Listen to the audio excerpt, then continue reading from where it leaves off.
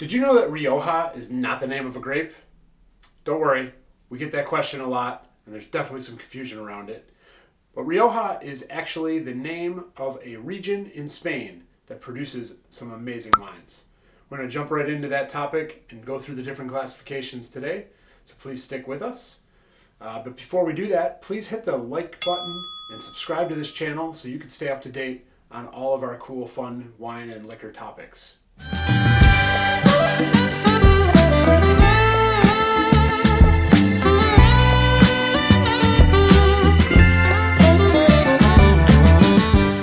Thanks for joining us today. I'm Tim from Elma Wine and Liquor. Today we're going to jump into the topic of Rioja. This is a region in north central Spain that is very famous for wine. If you've enjoyed wine at all or ever been to a wine bar or around people that like wine, you've probably heard this term. And like with some of the other European regions, it often gets confused as a type of grape. But in Europe, they typically name their wines for the region, not the grapes. So Riojas are very often made from Tempranillo grapes. That's one of the most widely grown grapes in all of Spain, but particularly in the Rioja region.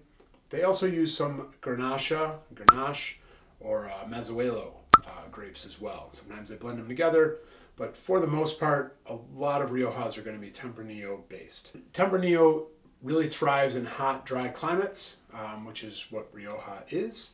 It's a hardy grape, very rich, little spice to it, very nice, flexible grape. Makes some amazing wines, high tannin, which makes it great for aging as well. So the region of Rioja is broken up into three main areas. The Rioja Oriental, which is kind of in the lower lying areas, and a lot of the newer wine, they're known for more of the fresh, vibrant, fruity wines, and a lot of the newer wineries especially are catering to that, making them more approachable, softer, less acidic, less tannic. Then we have Rioja Alta. Alta means high, so this is the higher climates. They're going to produce more tannic, more acidic wines. And then we have Rioja Alavesa. I might be butchering that pronunciation, but it is similar to Rioja Alta with those high tannin, high acidic wines. Within Rioja, we have four different classifications of wine. So starting out, Campo Viejo Rioja is just designated as a Rioja. This is actually made with Grenache grapes, and the Riojas see no oak aging. So there's just on that basic level, you'll see no oak aging on it. Very fruit forward, so very fruity wine, very lush. None of that oak influence. Not overly tannic, just very light, refreshing wine. Great for sipping on during the day. This is a great one to use in your sangrias if you're doing it yourself at home because of that fruit-forward flavor and not that overly oaky thing that you get on the other end. The next level up after the basic Rioja, or it's also known as Joven, which means young, would be a Crianza. So this one is a Crianza from 2019. In order to be called Crianza, it needs to spend at least 1 year in oak barrels and then at least a couple months in the bottle before it is released for sale.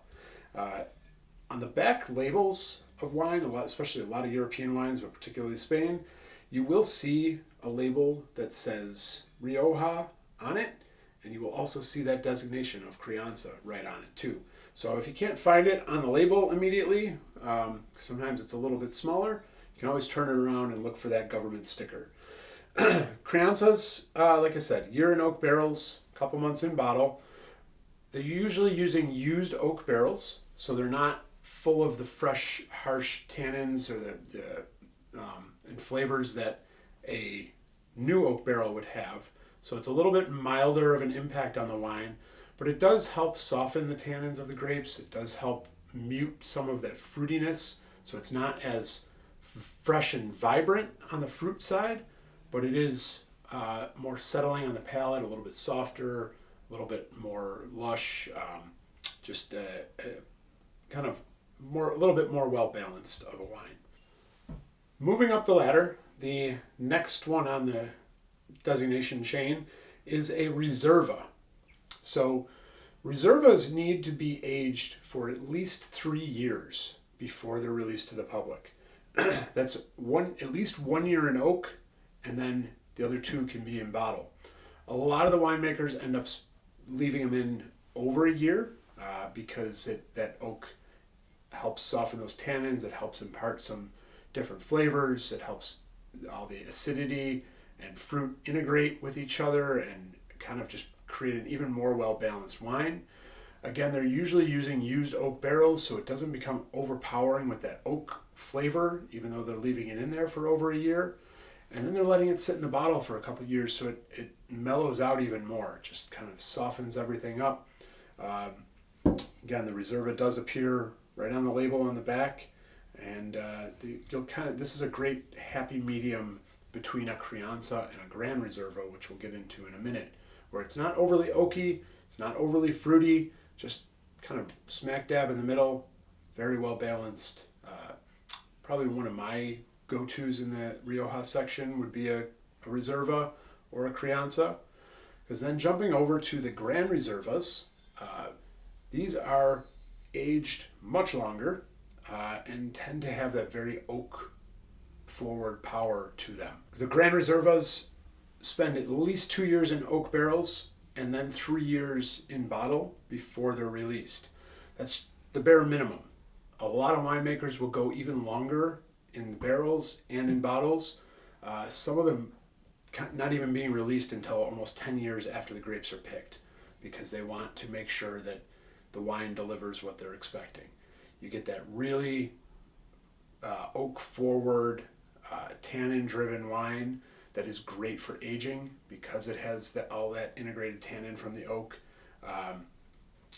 The winemakers for Gran Reservas typically hold back the best grapes in the vineyard or the best grapes from that year and put them into Gran Reservas, whereas they'll use some of the lesser quality grapes on the younger wines. They'll hold back the best quality fruit for the Gran Reservas. So you get that really rich, really heavy, full-bodied Gran Reserva Rioja that delivers just kind of a big punch to your mouth when you take a sip. Definitely good practice to open this up and let it breathe for a little bit before you pour a glass for yourself because of that age and because of that tannin structure on it. So as an example, this one is a 2017. We're in the year 2025 right now, and this is the current vintage from this winery. So that's it for a brief overview of Rioja. Really appreciate you taking the time to watch today. So again, we have the basic Rioja, the Joven, which has no oak aging, the Crianza, which is a couple months in oak barrels. We have the Reserva, which is a year in oak barrels, and we have the Gran Reserva, which is 2 years in oak barrels. So moving up the chain, more and more oak is what makes the designation a little bit different. Really look forward to hearing in the comments what you thought about today. If you have any other questions about Rioja or other wine in general, really look forward to reading those. Please hit that like and subscribe button and share this video with a friend, and we will see you again soon. Cheers.